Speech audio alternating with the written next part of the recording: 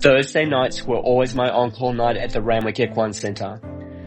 On the evening of Thursday, 23rd August 2007, the phone began to ring incessantly with concerned owners with horses stabled at the nearby Centennial Park Equestrian Centre.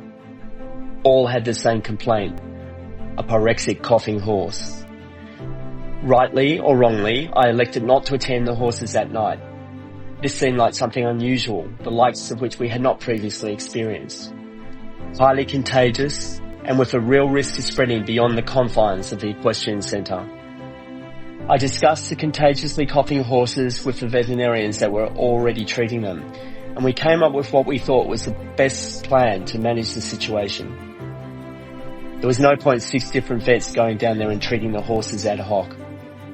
But at no stage does anyone mention equine influenza.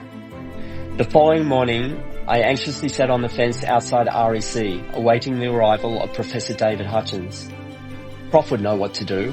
He always seemed to know what to do. But on this particular morning, he's officiating at the Rosehill Barrier Trials and running late. But then Prof arrives.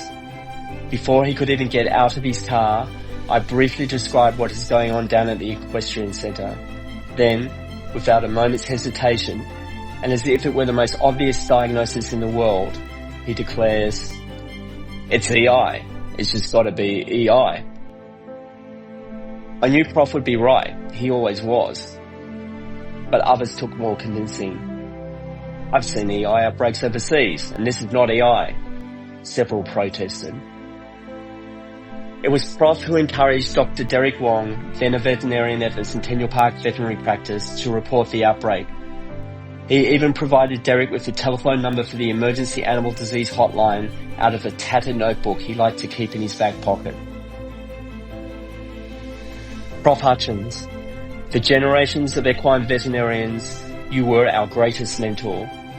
You mesmerized us time after time with your powers of observation, laser-sharp analytical skills, uncanny intuition, total skepticism of all owner-provided histories, and your extraordinary diagnostic prowess.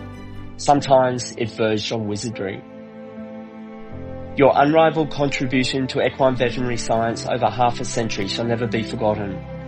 But your diagnosis on Friday, 24 August 2007, while sitting in your car outside REC, was probably your finest.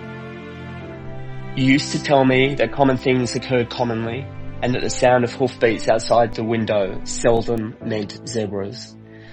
But on that morning, you heard the hoofbeats, and somehow you knew that the zebras had arrived.